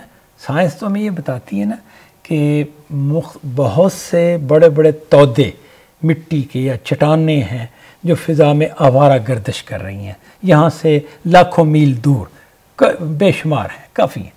تو ان میں سے جب کوئی پہاڑ جتنی بڑی چٹانیں ہوتی ہیں یا اس سے بھی بڑی یا چھوٹی جو بھی، تو وہ زمین کی کشش کے دائرے میں آتی ہیں تو پھر زمین انہیں کھینچنا شروع کر دیتی ہے۔ تو وہ کھینچتے کھینچتے اتنی تیز سپیڈ ہو جاتی ہے ان کی کہ وہ زمین کی فضا میں 6 میل فی سیکنڈ سے لے کے 40 میل فی سیکنڈ کی رفتار سے داخل ہوتے ہیں، اور اتنی تیز داخل ہونے کے نتیجے میں ہوا کی رگڑ سے وہ جل جاتے ہیں، اور ہمیں وہ ایک تیز چمکدار ستارہ سے نظر آتا ہے جو غائب ہو گیا، بس ظاہر ہوا اور ساتھ ہی غائب ہو گیا۔ 1 سیکنڈ کے لیے نظر آتا ہے یا 2 سیکنڈ، اس میں پتہ نہیں کتنا لمبا فاصلہ طے کر لیتے ہیں اور ختم ہو جاتے ہیں۔ بس ہم تو یہ جانتے ہیں، ہمیں نہیں پتہ کہ وہ مطلب ایسے ہی اتفاقاً وہ جو ٹکڑا تھا یا مٹی کا وہ تودا تھا زمین کی یعنی کہ دائرہ کشش میں آ گیا، کیوں آیا، وہی کیوں آیا، نہیں، ہم کچھ بھی نہیں جانتے، نہ ہماری پہنچ ہے یہ۔ ہم تو اس کا ایک مادی پہلو جو دوربین سے دیکھ سکتے ہیں، جو ہم کوئی سائنس کی لیبارٹری میں جس کا مطالعہ کر سکتے ہیں، تو اتنا جانتے ہیں۔ وہ ایک پہلو ہے بس کہ ظاہر ہم نے یہ دیکھا، باطن کیا ہے یہ نہیں معلوم۔ باطن پیچھے اللہ نے بتا دیا کہ نظام ہے کہ جو فرشتوں کے ذریعے سے چلایا جا رہا ہے، اس کا کچھ ظاہری پہلو تم دیکھ لیتے ہو۔ مولانا اصلاحی نے اس کو ایک دفعہ بیان کیا تھا کہ سائنس ہمیں سبب قریب بتاتی ہے، قریبی سبب، کہ بھئی میری نگاہ تو یہ سبب دیکھ رہی ہے، بس اس سبب کے پیچھے کیا سبب ہے، اس کے پیچھے کیا معاملہ ہے، اس کے پیچھے کیا معاملہ ہے، وہ نہیں میری نگاہ میں۔ یعنی بہت ہی اچھا انہوں نے لمیٹیشن بتا دی اس کی کہ سائنس ہمیں سبب قریب بتاتی، کسی شے کا کیا سبب تھا، کیا ریزن تھی اس کی، تو ہم تو قریبی ریزن کو اپنی آنکھ سے، اپنے مشاہدے سے دیکھ پاتے ہیں اور اس کا بیان کر دیتے ہیں ہم کہ جی اس کا پوائنٹ یہ ہے، اس کی وجہ یہ ہے جو ہمارے علم میں آئی ہے۔ لیکن سبب بعید، بنیادی سبب، اصل سبب کیا ہے، وہ ہماری نگاہوں سے اوجھل ہے۔ یہاں ہمیں قرآن مجید بتاتا ہے کہ فرشتوں کے ذریعے سے خدا کے احکام، یعنی کہ اس علم کی بنا پر جو قرآن نے دیا ہے، ہم یہ کہیں گے کہ بنیادی طور پر خدا کا فیصلہ یہ بنیاد ہے۔ وہ فیصلے کو فرشتہ لے کے چلا، وہ اس جہان میں داخل ہوا اور فلاں شے کو اس نے یہاں سے اٹھا کے وہاں رکھنا تھا یا ادھر سے ادھر پھینکنا تھا، تو اس نے اس شے کو پکڑا، وہ جو اس کا پکڑنا ہوتا ہے، وہ ہم نہیں جانتے وہ کیسے پکڑتا ہے، چیزوں کو پکڑا اور جس جگہ پھینکنا تھا وہاں پھینک دیا، جس کا ڈھکن کھولنا تھا کھول دیا۔ یعنی کہ اگر کسی آتش فشاں کو پھٹنا تھا تو اس میں فرشتے کا کیا کردار تھا، جو کردار تھا وہ اس نے کر دیا۔ اور ہم یہ دیکھیں گے کہ نہیں، وہ اندر گیسیں اتنی بنی کہ اس کے پریشر سے زمین جو ہے نا وہ پھٹ گئی۔ ہم وہ سبب قریب بتائیں گے، سبب بعید وہ خدا کی طرف سے آنے والا حکم اور پھر فرشتوں کا نفاذ اور پھر اس کی جو صورتیں ہماری آنکھ سے اوجھل ہیں وہ سارے معاملات ہوتی ہیں۔ آگے ہم دیکھتے ہیں جی فرشتوں کی زندگی کے کیا معاملات ہیں۔ فرشتوں کی زندگی کے معاملات اس طرح سے ہیں کہ بارگاہ خداوندی سے جو حکم ہے القاء کیا جاتا ہے، یعنی خدا کی جناب سے جو حکم فرشتوں کو القاء یعنی ڈالا جاتا ہے، ان کے ذہن میں ان کے دل میں ڈالا جاتا ہے، جو حکم انہیں دیا جاتا ہے اس کو وہ ایک محکوم محض کی طرح اس کی مخلوقات میں جاری کر دیتے ہیں۔ اب یہ ان کی پوزیشن بتائی ہے، فرشتہ خدا سے اس طرح حکم لیتا ہے جس طرح کوئی مشین کمانڈ قبول کرتی ہے۔ مشین کو کمانڈ دی گئی تو مشین یہ نہیں کہتی کہ بھئی میں اچھا یہ کل دے دیجیے گا، یہ کمانڈ یہ آج نہ صحیح، نہیں، بالکل مشین کی طرح محکوم محض ہے نا، مکمل محکوم کہ جسے جو کہا جائے گا وہ اس نے ماننا ہی ماننا ہے، اس کی طرح اسے ہم یہ کہہ سکتے ہیں مشین کی طرح کہ جو کمانڈ دی جاتی ہے اسے قبول کرتے ہیں اور اس کمانڈ کے نتیجے میں جو پھر آگے مشین نے فنکشن کرنا ہوتا ہے وہی مخلوقات کے اندر فرشتے خدا کا حکم لے کر اس کو نافذ کر دیتے، ایسے نافذ کر دیتے جیسے مشین کام کرتی ہے۔ اس میں ان کا کوئی ذاتی اختیار اور ذاتی ارادہ کار فرما نہیں ہوتا۔ یہ ہے جو مشین کی مثال میں نے جس کی وجہ سے یہاں بولی کہ فرشتوں کا ذاتی اختیار کہ ہم اس کو تھوڑا سا اس طرح سے کر لیتے ہیں، موڈیفائی کر لیتے ہیں، یہ ذرا بہتر شکل یہ ہو، نہیں، کچھ بھی نہیں، کوئی ارادہ ذاتی نہیں، کوئی نہیں۔ جو حکم جس طرح سے جتنا دیا تھا وہ حکم اس طریقے سے اتنا وہ نافذ کر دیتے ہیں، بس۔ اچھا، اس میں ایک سوال یہ پیدا ہو سکتا ہے کہ فرشتوں میں اختیار کی قوت ہے؟ اختیار کی قوت کا مراد یہ ہے کہ جیسے فرض کیجیے یہ گلاس پڑا ہوا ہے نا، تو میں اس گلاس کو یہاں سے اٹھا کے اس طرف رکھنا چاہوں تو میں نے رکھ دیا، تو اس کا مطلب ہے مجھے اختیار کہ میں بائیں پڑی ہوئی چیز کو دائیں طرف رکھ دوں۔ تو اب فرشتے جو ہیں خدا کا حکم جیسے ہوتا ہے اس کو اسی طرح نافذ کرتے ہیں، تو اسی طرح نافذ کرتے ہیں تو کیا وہ اس سے مختلف کر سکتے ہیں؟ تو اس میں یہ بعض علماء نے تصریح کی ہے کہ کر سکتے ہیں لیکن کرتے نہیں، بالکل نہیں کرتے، بالکل نہیں کرتے، گنجائش ہی کیوں نہیں کہ وہ کریں، لیکن وہ کر سکتے ہیں، اختیار و ارادہ رکھتے ہیں، لیکن وہ اختیار کو خدا کی مرضی کے عین مطابق استعمال کرتے ہیں، جس طرح کہ کوئی محکوم محض استعمال کرتا ہے، جس طرح کی مشین چلتی، خدا کا حکم اس طرح مانتے ہیں۔ وہ سرتپا اطاعت ہیں، فرشتے سرتپا اطاعت ہیں، یعنی وہ خدا کی فرما برداری کرنے میں معصوم ہیں، وہ غلطی کرتے ہی نہیں، نافرمانی کرتے ہی نہیں، اطاعت سے باہر جاتے ہی نہیں، جو حکم ہوتا ہے مانتے ہیں، جو حکم ہوتا ہے مانتے ہیں، انتھک طریقے سے مانتے ہیں، کوئی نہیں جسے کہتے ہیں ماننا تو ہے ذرا ڈھیلے طریقے سے، فرشتوں کے ہاں یہ نہیں ہے معاملہ، وہ سرتپا اطاعت ہیں، اطاعت ہی اطاعت ہیں، ہر وقت اپنے پروردگار کی حمد و ثنا میں مصروف رہتے ہیں، اتنے پاکیزہ لوگ ہیں اور ان پر حقائق اتنے واضح کیے گئے ہیں، اتنے واضح ہیں کہ وہ خدا کی حمد و ثنا میں مصروف رہتے ہیں۔ حمد و ثنا میں مصروف رہنا جو ہے نا یہ کس طرح سے ہے؟ ہمارے دن میں ایک یہ تصویر آ سکتی ہے کہ جو ہے جیسے ایک کوئی بوڑھا آدمی ہے تو وہ کیا کرے، کچھ بھی نہیں کر سکتا، تو اللہ اللہ کرتا رہتا ہے اور بس زبان سے کرتا رہتا ہے، کبھی اسے اونگ آ گئی، کبھی وہ پھر اٹھ پڑا تو اس نے دوبارہ سبحان اللہ کہنا شروع کر دی، اور کبھی غفلت میں کہہ رہا ہے، کبھی وہ اس طرح کہہ رہا ہے کہ ایک اسے شعور ہے باقاعدہ، تو کبھی کوئی لیکن وہ جیسے کہتے ہیں نا کسی کام کا تو ہے نہیں، تو بس بیٹھا بیٹھا اللہ اللہ ہی کرتا رہتا ہے۔ یہ مسئلہ یوں نہیں ہے، فرشتوں کا ہر وقت اپنے پروردگار کی حمد و ثنا میں مصروف رہتے ہیں۔ یہ معرفت کے اس مقام پر ہیں فرشتے، خدا کی شانیں ان پر اتنی ظاہر ہیں کہ انہیں جو سب سے بہترین کام ہے، سب سے اونچا کام ہے، اصل کام ہے، اس میں لگے رہتے ہیں، وہ حمد و ثنا ہے۔ خدا کی جناب میں ایسا تو آپ نے کرنا نہیں کہ خدا کی کوئی خدمت کر دیں، خدا کا کوئی کام کر دیں، خدا کو فلاں چیز کی ضرورت ہے تو وہ ہم نے لا دی۔ جیسے ہمارے کسی بزرگ کو بھائی گھر میں سبزی لانی ہے تو سبزی جا کے ہم نے بازار سے لا دی ان کو۔ خدا کے وہ کام اس طرح کے تو ہیں نہیں۔ تو پھر کیا معاملہ ہے؟ خدا کی ذات کامل ذات ہے، ساری یہ دنیا جہان جو ہے وہ اس کے حکم سے چل رہا ہے۔ خود فرشتے جو حکم لے کے آتے ہیں، حکم لے جاتے ہیں، نافذ کرتے ہیں، یہ سارا کچھ خدا کی طاقت سے ہو رہا ہے۔ یعنی خدا کی طاقت جو ہے وہی ان فرشتوں کے پیچھے ہے، وہی ہمارے پیچھے ہے۔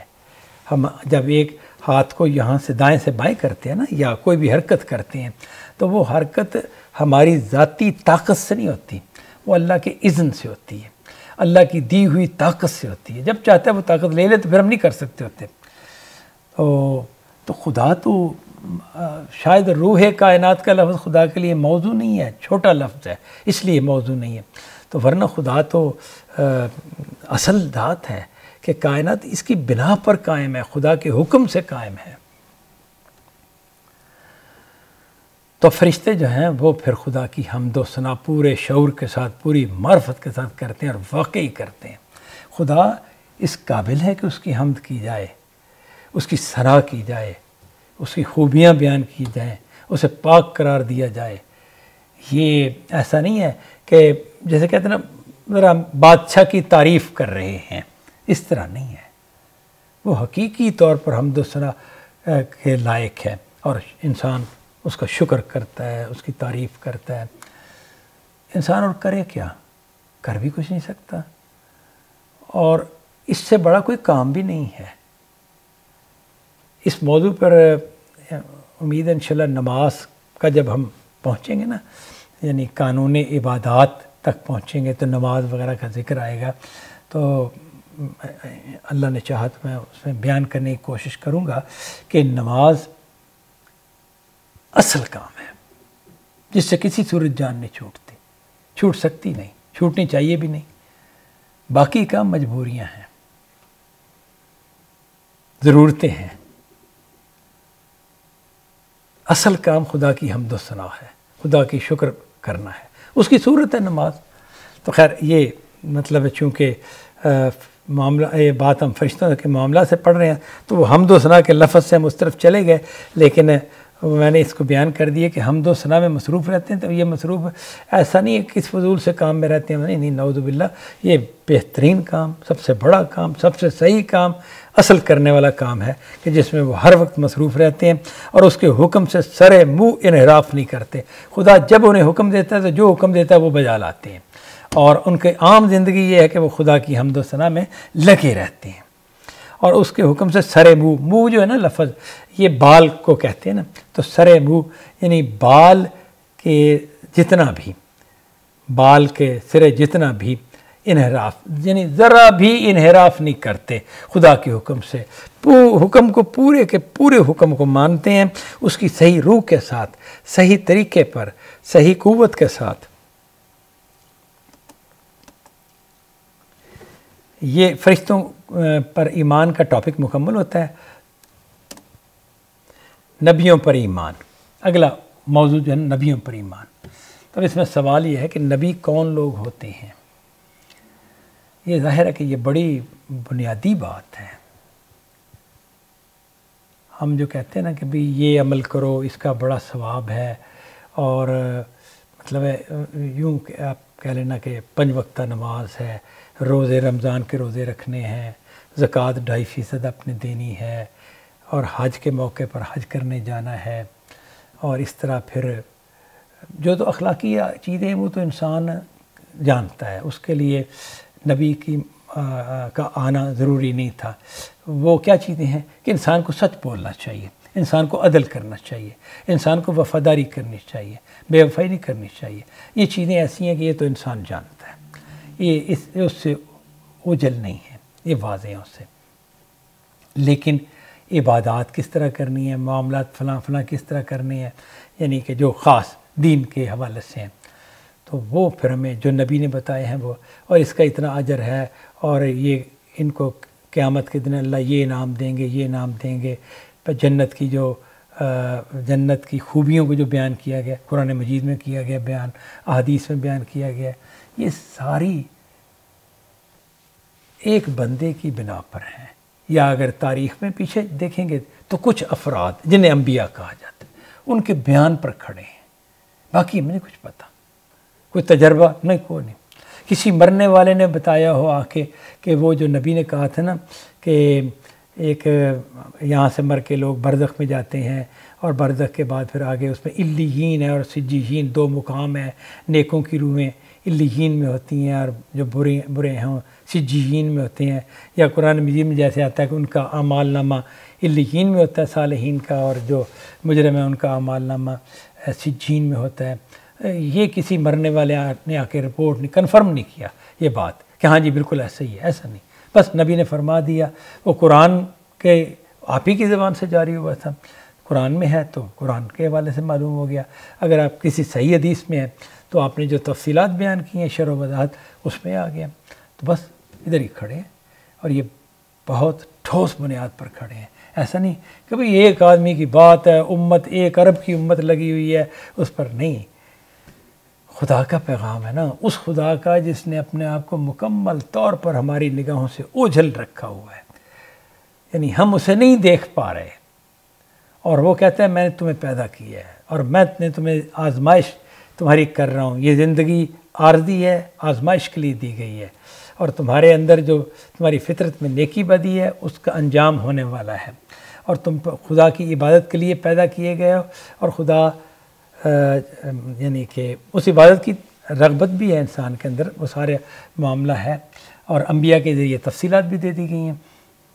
تو اب خدا کہتا ہے کہ اسی بنا پر تمہارا حساب کتاب ہوگا، اور تمہیں میں نے ابدی زندگی دینی ہے۔ یہ کتنی بڑی باتیں ہیں، کتنی بڑی باتیں ہیں کہ جو انبیاء کے ذریعے سے ملی، اور کروڑوں نہیں اربوں لوگ اس کے اوپر کھڑے ہیں۔ تو یہ تو پھر بہت ہی بڑی کو ہستی ہوتی ہے نبی۔ پھر تو نبی کون لوگ ہوتے ہیں، یہ سوال ہے جو اس پیرے میں ہم دیکھیں گے۔ بنی آدم کے لیے اتمام میں ہدایت کا اہتمام اللہ تعالیٰ نے جن ہستیوں کے ذریعے سے کیا ہے انہیں نبی کہا جاتا ہے۔ بنی آدم یعنی آدم علیہ السلام کی اولاد کے لیے اتمام ہدایت کو مکمل کرنے کا اہتمام، یعنی اللہ تعالیٰ نے ہدایت کو مکمل کرنے کا جو پروگرام بنایا تھا، اس کی تکمیل، اسے کیسے کرنا ہے، تو وہ اللہ تعالیٰ نے جن ہستیوں کے ذریعے سے اس کا ہدایت کو مکمل کیا۔ ہدایت کا ایک حصہ انسان کی فطرت میں تھا، اب اس کی تفصیلات انبیاء کے ذریعے دی گئیں، تو یعنی جن ہستیوں کے ذریعے دی گئیں انہیں نبی کہا جاتا ہے۔ اور یہ جو نبی ہے نا، یہ انسان ہی تھے، یعنی جنات میں سے نہیں تھے، فرشتوں میں سے نہیں تھے۔ جن انبیاء کی بات یہاں ہو رہی ہے نا، یہ انسان ہی تھے، لیکن اللہ نے اپنے علم و حکمت کی بنیاد پر انہیں اس منصب کے لیے منتخب فرمایا۔ اب انسانوں میں سے یعنی اولاد آدم میں سے کچھ لوگوں کو اللہ نے اپنے علم اور اپنی حکمت یعنی دانائی، خدا کی دانائی اور خدا کا جو علم ہے اس کی بنیاد پر اللہ تعالیٰ نے انہیں اس منصب یعنی نبوت کے منصب کے لیے منتخب فرمایا، چن لیا کہ عیسیٰ کو نبی بنایا جائے گا، موسیٰ علیہ السلام کو نبی بنایا جائے گا، عیسیٰ علیہ السلام اور محمد صلی اللہ علیہ وسلم کو نبی بنایا جائے گا، ان سے پہلے ابراہیم علیہ السلام کو نبی بنایا جائے گا۔ ورنہ یہ لوگ اپنی ذاتی حیثیت میں کیا تھے؟ افراد تھے سوسائٹی کے۔ اگر اللہ انہیں نبی نہ بناتا تو محمد بن عبداللہ ایک شخصیت تھے، کچھ صلاحیتیں تھیں، کچھ قابلیتیں تھیں جیسے کہ انسانوں میں ہوتی ہیں، ان میں نسبتاً زیادہ ہوں گی، تو دیٹس آل. لیکن اللہ نے ان کو منتخب کر لیا اور پھر مقام نبوت پر فائز کر دیا. تو جب فائز کر دیا تو نبی ہو گئے. تو اپنی ذاتی حیثیت میں کیا تھے، یعنی اپنی پیدائشی حیثیت میں کیا تھے، انسان تھے. اور اللہ نے جن کو منتخب کیا نا تو یہ اپنے علم و حکمت کی بنا پر کیا. یعنی ایسا ہی نہیں کہ چلو اس کو بنا دو نبی، اس کو بنا دو، اس کو بنا دو، آنکھیں بند کر کے جیسے بندہ کہتا ہے کہ ہر 5ویں بندے کو نبی بنا دو. اس طرح نہیں. خدا نے مطلب پورے جو خدا کا علم ہے، کامل علم ہے، کامل حکمت ہے، اس کی بنا پر، تو اس کا مطلب صحیح ترین فیصلے کی بنا پر بہترین انسانوں کو جو اس قابل تھے کہ ان کو نبی بنایا جائے، تو اللہ نے ان کو بنایا. یہ ایک محبت ربانی ہے. نبوت جو ہے نا، نبی بنانا، محبت یا عطا کو کہتے ہیں. یعنی کہ خدا کی دین، خدا کی دی ہوئی شے، خدا کی عطا کردہ شے. نبوت ایک محبت ربانی یعنی ربانی عطیہ ہے، خدائی گفٹ ہے، جس کو چاہے وہ دے. تعلیم و تربیت اور اخذ و اکتساب سے اس کا کوئی تعلق نہیں. تعلیم و تربیت اور اخذ و اکتساب کا مطلب کیا ہوا جی؟ کہ ایسا نہیں ہو سکتا کہ آپ کسی کو تعلیم دیں اور اتنی تعلیم پائے گا نبی بن جائے. نہیں، یہ نہیں. کسی کی ٹریننگ کریں، تربیت کریں، خانقاہ میں جیسے تربیت کی جاتی ہے یا کسی ٹریننگ سینٹر میں انسانی اخلاقیات کی، شخصیت کی ٹریننگ، تو اس سے وہ نبی بن جائے. نہیں، یہ نہ تعلیم کی لائن پر یہ اسٹیشن آتا ہے اور نہ تربیت کی لائن پر یہ اسٹیشن آتا ہے نبی بننے کا. وہ اللہ تعالیٰ ہی بناتے ہیں. اور اخذ و اکتساب، اخذ میں ہوتا ہے لینا، کہ بندے نے آگے بڑھ کر ایک چیز لے لی. یعنی ہم نے علم اخذ کیا کتابوں سے یا فلاں عالم سے. اخذ میں نے لینا ہے، تو یہ لینے کی چیز نہیں کہ فلاں نے نبوت لے لی، یہ نہیں، بندے نے لے لی، بندہ نہیں، ایسا نہیں. اللہ عطا کرتا ہے جس کو چاہے گا. تک اکتساب کسب سے ہے نا، تو محنت کر کے، کوشش کر کے، یعنی کہ جیسے انسان رزق حاصل کر لیتا ہے، مزدوری کر کے کمائی کر لیتا ہے، کچھ کام کر کے اپنے لیے ایک، یا جیسے کسان آپ کہہ لیں کہ وہ زمین کاشت کرتا ہے، غلہ بوتا ہے، پھر غلے کو وہ جو بھی اس میں سے فصل اگتی ہے اسے پھر کاٹتا ہے اور پھر اب اسے غلہ حاصل ہو گیا، تو یہ اکتساب سے اس کو حاصل ہوا ہے. اصل تو خدا ہی دیتا ہے ہر چیز، لیکن محنت سے، کوشش سے بندہ مختلف کام کرتا ہے، دنیا میں اسے چیزیں حاصل ہوتی ہیں. نہیں، اس طرح کی محنت کوشش سے نبوت ملنے والی چیز نہیں ہے. قرآن سے معلوم ہوتا ہے کہ اس حیثیت سے وہی لوگ منتخب کیے جاتے ہیں جو نفس اور شیطان کی ترغیبات سے اپنے آپ کو بچاتے، گناہوں سے محفوظ رہتے اور ہر لحاظ سے اپنی قوم کے صالحین و اخیار ہوتے ہیں. اب قرآن سے جو چیزیں معلوم ہوتی ہیں نا، یہاں پر وہ آیتیں نہیں زیر بحث لائے غامدی صاحب، اس جگہ پہ نہیں لائے کہ کون سی آیتیں ہیں کہ جن سے یہ پتہ چل رہا ہے، چونکہ یہ ایک انہوں نے کتاب لکھی ہے کہ جو کچھ معلوم ہے وہ لکھا جائے اور عام بندے تک بات پہنچائی جائے. تو اس کو ذرا علمی سطح پہ اسٹڈی کرنا ہو تو میزان میں کر سکتے ہیں آپ. میزان میں پھر مختلف جو چیزوں سے متعلق آیتیں ہیں وہ دی گئی ہیں، باقاعدہ حوالے دیے گئے ہیں، وہ آیت سے استدلال بھی کیا گیا، اسے صحیح پلیسمنٹ اس کی وہاں پہ کی گئی ہے.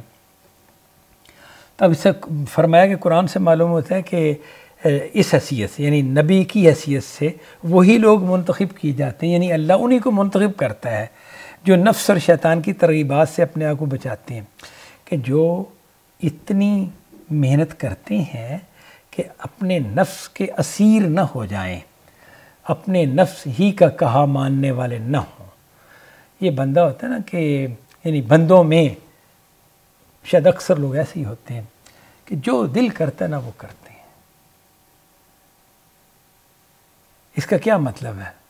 ویسے تو اس کے جواب میں یہ کہا جا سکتا ہے کہ ہاں ایسے ہی کرنا چاہیے، جو آپ کا دل کرے وہی کرنا چاہیے.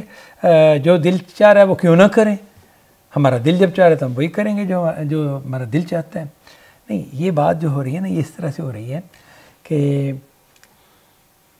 ہمارا دل چاہ رہا ہے کہ مثال کے طور پر کہ ہمیں دولت حاصل ہو، تو اب جائیں، کوئی ملازمت کریں، کوئی مزدوری کریں، کوئی کاروبار کریں، سروسز بیچیں گے تو آپ کو دولت مل جائے گی، معاوضہ ملے گا، مزدوری کریں گے تو اس کا معاوضہ مل جائے گا، دولت حاصل ہو جائے گی، آپ جو چاہتے تھے آپ نے وہ کر لیا۔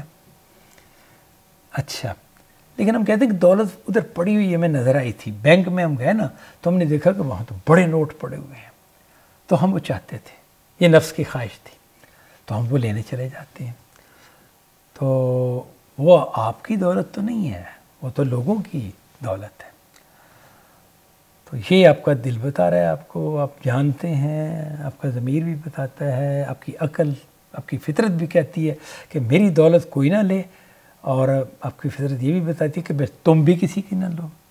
تو بندہ جو نفس کی ترغیب کو ماننے والا ہوگا وہ کہے گا نہیں مجھے دولت چاہیے، مجھے دولت چاہیے، تو اب وہ بینک پہ ڈاکہ ڈالنا بھی صحیح سمجھے گا، دوسری جیب تراشنا بھی صحیح سمجھے گا، کہیں سے پیسے اگر پڑے ہوئے نظر آ جائیں گے تو آنکھ بچا کر اسے اٹھانا بھی صحیح سمجھے گا۔ یہ شخص ہے جس نے نفس کی ترغیب کی پیروی کی ہے۔ اور اگر کسی نے یہ کیا کہ بھئی مجھے بھوک لگی ہوئی ہے اور مجھے روٹی کھانی ہے تو میں محنت کرتا ہوں، میں کمائی کرتا ہوں، اور جو کمائی حاصل ہو اس سے میں گیا اور میں نے اپنے لیے خریدا، یعنی کہ جو خوراک چاہیے مجھے، جو غذا چاہیے تھی وہ خریدی اور میں نے کھائی، تو یہ والی بات نہیں ہے۔ یہ تو ٹھیک ہے، یہ چاہت تو پوری کرنی ضروری ہے، اس کے بغیر تو زندگی چل بھی نہیں سکتی، اور یہ تو انسان پر لازم بھی ہوتا ہے کہ نفس کی ان باتوں کو جو اخلاق اور قانون اور اصول کے مطابق ہیں ان میں نفس کی بات مانی جائے۔ اور شیطان کی ترغیبات تو ہوتی ہی بری ہیں نا، نفس تو یہ کہتا ہے میری تمنا یہ پوری ہو، بس آپ جس طرح مرضی کر لیں، مجھے ہر صورت یہ، جیسے بچہ ضد کرتا ہے نا کہ جی مجھے آپ لا کے دیں کھلونا، چاہے آپ کسی کا چرا کے لا دیں اور چاہے آپ اپنی کمائی سے خرید کر لائیں، تو بچے کو اس کی سینس نہیں اس طرح نفس کا جو معاملہ ہے نا وہ اس طرح کا ہے کہ جو نفس کے پیچھے چل پڑتے ہیں نا وہ پھر کہتے ہیں جی ہم اپنی خواہش نفس ہر طریقے سے پوری کریں گے، قانون کو نہیں ہم دیکھیں گے، تو مجرم بن جاتے ہیں۔ اور شیطان کی ترغیبات جو ہیں وہ تو شیطان شرارت اور فتنہ پھیلانا یہ اس کا کام ہے، اور جیسے کہتے ہیں نا صالحیت کے الٹ، فرمانبرداری کے الٹ نافرمانی اور برائی اور گندگی، یہ شیطان کا ہے۔ تو شیطان کی ترغیب بھی ہوگی، اس کی برائی کرو، اس کے عیب نکالو، اس کی غیبت کرو، اس کی ٹانگ کھینچو، اس کو نقصان پہنچاؤ، اس کے گھر کو آگ لگا دو، تو اس کی تباہی کے پروگرام، بربادی کے پروگرام بناؤ۔ یہ شیطانی باتیں ہوتی ہیں، یہ نفس کی باتیں نہیں ہیں۔ نفس شیطان کے کہے پہ چل پڑے تو پھر چل پڑے۔ نفس کی تو ترغیبات اس طرح کی ہوتی ہیں کہ میری یہ خواہش پوری ہو، میری وہ خواہش پوری ہو، چاہے وہ خوراک سے متعلق ہے، چاہے وہ جنس سے متعلق ہے، چاہے وہ، تو یہ بنیادی طور پر تو یہ فطری چیزیں ہیں، لیکن نفس کیا کرتا ہے کہ وہ اس فطرت کو کسی قدغن میں قبول نہیں کرتا۔ تو جو لوگ صالح ہوتے ہیں وہ اس قدغن کو قبول کرتے ہیں، وہ کہتے ہیں نہیں، ہم کمائی کی روزی کھائیں گے، محنت کر کے کمائی ہوئی، ہم کسی کی جیب تراشی نہیں کریں گے، ہم کوئی چوری نہیں کریں گے، ہم ڈاکہ نہیں ڈالیں گے، ہم اپنی بیوی تک محدود رہیں گے، ہم کسی کی عورت تک نظر نہیں اٹھائیں گے یا ہاتھ نہیں بڑھائیں گے۔ یہ ہے نفس کا اور شیطان کا فرق۔ اور شیطان شرارت، ان کے بنیادی صرف شرارت ہوتی۔ تو اب اس کی ترغیبات سے جو لوگ اپنے آپ کو بچاتے ہیں، یعنی سیلف کنٹرول اتنا اچھا ہوتا ہے ان کا کہ وہ نہ نفس کی غلط بات کو قبول کرتے ہیں اور نہ شیطان کی تو باتیں ہوتی غلط ہیں نا، تو اس کے چکر میں آتے ہیں، اپنے آپ کو بچاتے ہیں۔ موٹی سی مثال ہے، یوسف علیہ السلام نے شیطان کی ترغیب سے اپنے آپ کو بچایا، زلیخا کے ساتھ شیطان نے چاہا کہ وہ ملوث ہوں، انہوں نے اپنے آپ کو محفوظ رکھا۔ ظاہر ہے کہ یوسف علیہ السلام کو پوری جنگ کرنی پڑی ہوگی، جنگ کرنی پڑی ہے، وہ تو جو بھی واقعہ ہوتا ہے نا، تو اس میں انہوں نے اپنے آپ کو بچائے رکھا۔ تو اللہ تعالیٰ کا ہاتھ تھا ان کے اوپر، نیک آدمی ہے نا، تو پھر اللہ مدد بھی کرتے ہیں۔ وہ تو خیر اللہ کے نبی تھے. اچھا ترغیبات سے بچاتے، گناہوں سے محفوظ رہتے، گناہوں کے قریب نہیں جاتے، خدا کی نافرمانی نہیں کرتے، نافرمانی سے بچتے ہیں، اور ہر لحاظ سے اپنی قوم کے صالحین و اخیار ہوتے ہیں. صالح کا معنی تو نیک ہے، اور اخیار کا مطلب ہے خیر، یعنی خیر کی جمع اخیار ہے نا، تو خیر کا کیا مطلب ہوتا ہے؟ بھلے لوگ، اچھے لوگ، بھلائی والے لوگ ہوتے ہیں. اب ان میں سے جن کو چاہتا ہے، یعنی اس طرح کے لوگ تو ہو سکتا ہے اگر جب انبیاء چنے جاتے تھے تو بہت سے لوگ ہوں، ان میں سے جن کو اللہ چاہتا تھا وہ چن لیتا تھا. باقی کچھ صالحین اور اخیار ایسے بھی ہوں گے ہی کہ یہ جو جن کو نہیں اللہ نے چنا. موٹی سی مثال ہم دے سکتے ہیں کہ جیسے کہ ابوبکر صدیق رضی اللہ عنہ وہ قوم کے صالح اور خیر صاحب خیر آدمی تھے، لیکن نبی نہیں بنائے گئے. یہ کوئی خدا کی بس مرضی ہے. آپ نے محمد صلی اللہ علیہ وسلم کو اللہ نے چن لیا، اور یہ جو تھے یعنی کہ ابوبکر صدیق رضی اللہ عنہ ان کو نہیں منتخب کیا. ان کو کس لیے منتخب کیا؟ نبی کا ساتھی بننے کے لیے، نبی کا سب سے بڑا ساتھی، سب سے. تو یہ خدا کے فیصلے ہیں، یہ تو اپنی جگہ پر ہے معاملہ.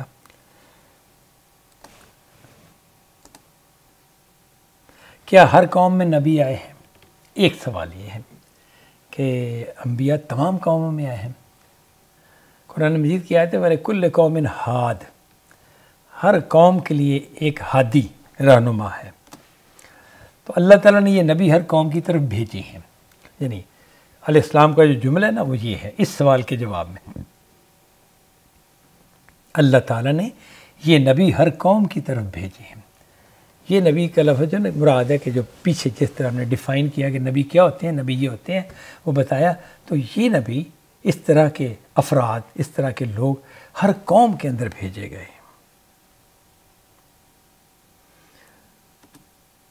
آگے اگلا سوال ہے، اس سے پہلے میں یہ جو ایک جملہ پڑھا ہے، یہ ایک جملے میں جواب تھے اس سوال کا، اس کو میں تھوڑا سا مزید واضح کر دوں. کہ کوئی بندہ سوال کر سکتا ہے جی جاپان میں کون سا نبی ہے جو اللہ نے بھیجا تھا، یا انڈیا میں کون سا نبی ہے جو آیا ہے، یا کسی اور اسی طرح فلاں قوم میں، ایران کے اندر تو چلیں وہ کہا جا سکتا ہے نا، لیکن کسی اور ملک کا آپ لے لیں تو کون سا نبی ہے جو فرانس میں کون سا نبی ہے جو آیا ہے. تو یہ مسئلہ اگر اس طرح دیکھیں نا تو نہیں، آپ کو الجھن ہوگی کہ نہیں، یہ تو پھر ایسا مسئلہ نہیں ہے. یہ قومیں جو نا اس وقت تو اپنی تفصیل میں ہیں، یعنی کہ پھیلی ہوئی قومیں ہیں. ہر قوم کی ابتدا ایک جگہ سے تھی، یعنی کہ ہندوستان کے لوگ بنیادی طور پر جو اوپر نسل چل رہی ہے، نسل انسانی، اس کی کوئی ایک شاخ ہے جو ادھر آباد ہوئی، ایک دوسری شاخ ہے جو ہے مشرق بعید کے لوگوں میں، جیسے چائنا اور جاپان، ان لوگوں میں گئی. تو اللہ تعالیٰ نے جس جگہ یہ چاہا کہ وہ نبی پیدا کرے تو قوم کی اس جڑ میں یا اس سے آگے جس جگہ بھی خدا نے چاہا تو نبی پیدا کیے. تو قوموں میں اس حوالے سے دیکھیں گے تو پھر آپ کو الجھن نہیں ہوگی. گیتا جو ہے اس کے اندر ایسی آیتیں ملتی ہیں کہ جو صاف لگتا ہے کہ آسمانی کتاب کی والی باتیں ہیں. کیا وہ باتیں گھڑ کر لکھی گئی ہیں ساری کی ساری؟ ایک تو یہ ہوتا ہے نا کہ آسمانی کتاب میں گھڑی ہوئی باتیں شامل کر دی گئیں. اگر قرآن محفوظ نہ ہوتا نا تو ہمارے خدا نے خصوصی طور پر محفوظ نہ رکھا ہوتا تو ہمارے قرآن میں بھی بہت سی حدیثیں داخل کر دی جاتی، بہت سے قصے واقعات، یہ کنڈے اور بی بی فاطمہ کا معجزہ اور فلاں واقعہ، وہ 11ویں عرب پیر جو ہے اس کے واقعات اور فلاں، یہ قرآن کی صورتیں ہوتی. وہ تو چونکہ اللہ نے حفاظت کی ہے نا تو اس لیے کوئی چیز آ ہی نہیں سکی. قرآن خالص کا خالص ہے. تو یہ تو الگ بات ہے، ورنہ کیا معلوم یہ گیتا جو ہے اس میں کتنی چیزیں باہر سے داخل کی گئی ہیں، کتنی چیزیں بھلا دی گئی ہیں، لیکن بعض چیزیں توحید کے حوالے سے اور اس طرح وہ شعور، مذہبی شعور کے حوالے سے، نیکی بدی کے انجام کے حوالے سے بعض بنیادی باتیں، غلط تصورات بھی ہیں، کوئی شک نہیں اس میں. میں غلط تصورات کی طرف نہیں کہہ رہا، میں کہتا ہوں کہ اس کے اندر جو خیر کا پوائنٹس ہیں جو صحیح باتیں ہیں، جو عین خدا آسمانی کتابوں کے مطابق ہیں، وہ کیسے آ گئے؟ تو ایسے لگتا ہے کہ جیسے پیچھے سے کوئی بات تھی۔ روزے کا تصور ہے، ہندوؤں میں بھی ہے روزے کا تصور۔ اس پہ میں نے تحقیق تھوڑی سی کی تھی تو وہ معلوم ہوا کہ ہر قوم کے اندر پایا جاتا ہے روزے کا تصور۔ چینیوں میں بھی ہے، جاپانیوں میں بھی ہے، اور اس طرح میکسیکو والے جو ہیں ان کے اندر بھی روزے کا تصور ہے۔ تو ہر جگہ کوئی قوم اس سے خالی نہیں ہے۔ تو یہ روزہ، ادھر قرآن مجید کہتا ہے کہ یہ حکم ہم نے تم پر کوئی نیا نازل نہیں کیا، یہ پچھلی قوموں کو بھی دیا گیا تھا۔ تو وہ پتہ چل گیا کہ اچھا پچھلی قوموں میں جو آثار باقی ہیں، تو یہ خدا کہہ رہے ہیں کہ میں نے روزے کا حکم پہلے بھی اتارا ہے مختلف قوموں پر۔ تو اسی طرح آپ اس کو سمجھ سکتے ہیں کہ قوموں کی جڑ کہاں تھی، اس کا تنا کہاں تھا، اور اب ہم ان کی شاخیں دیکھ رہے ہیں، ان کی پتے دیکھ رہے ہیں۔ تو ہم پتوں میں ڈھونڈیں گے تو پھر ایسا نہیں کہ وہ ہمیں مل جائے، ایسا نہیں۔ لیکن اللہ نے وہ بنیادی ہدایت جس جگہ چاہی وہ باقاعدہ وہ اتار دی۔ پھر ہدایت کا نظام جو ہے نا، وہ اللہ تعالیٰ نے جس طرح اس کی علم و حکمت نے چاہا نا، اس طرح سے اس کو جاری فرمایا ہے کہ ہم ایک ایسے دور میں ہیں کہ ہمارا نبی جو ہے جس پر ہم ایمان رکھتے ہیں، جس کے امتی ہیں، ایمان تو ہم سارے نبیوں پہ رکھتے ہیں، سارے سچے نبیوں پہ رکھتے ہیں ہم ایمان، لیکن ہمارے نبی جو تھے وہ عرب میں پیدا ہوئے تھے، آج سے 1500 سال پہلے کی شخصیت ہے، اور تہذیب تمدن میں بڑی تبدیلیاں آ چکی ہیں۔ اور ہم اگر یہ کہیں کہ نہیں نبی تو موجودہ زمانے میں ہونا چاہیے، نبی حاضر زمانے کی شخصیت ہونا چاہیے، تو یہ ہمارا خیال ہے نا۔ اللہ تعالیٰ نے کہا نہیں، وہ نبی جب پیدا ہوں گے تب تا قیامت لوگوں کے لیے وہی نبی ہیں، ہر قوم کے لیے، ہر خطے کے لیے، اور آئندہ کے ہر زمانے کے لیے۔ تو یہ خدا کا فیصلہ ہے۔ تو بندہ دیکھے تو کتنی دور وہ نبی کھڑے نظر ہیں۔ وہ تو چونکہ ایک ہسٹوریکل پرسنالٹی ہیں، تو کتابوں میں موجود مختلف قوموں کے ہاں ان کا ذکر موجود ہے، تو تاریخی طور پر ثابت شخصیت ہے۔ پرانے انبیاء کو تو مسئلہ ہے وہ تاریخی طور پر ثابت ہی نہیں ہے، اگر آپ دنیا کی تاریخ کے زاویے سے دیکھیں۔ تب یہ مسئلہ ہے کہ اس لیے اس سوال سے ذہن کو ادھر نہ الجھنے دیں۔ لیکن خدا نے جب کہا ہے نا کہ ہر قوم کے اندر، تو جب خدا نے نبی اتارے وہ پیغام اس میں ڈال دیا، اور وہ پیغام اب قوم کے اندر چلا، اس میں بگاڑ بھی ہے، فلاں بھی ہے، فلاں بھی ہے۔ فطرت کے اندر خدا نے توحید بھی رکھی ہوئی ہے، نیکی بدی کا شعور بھی رکھا ہوا ہے۔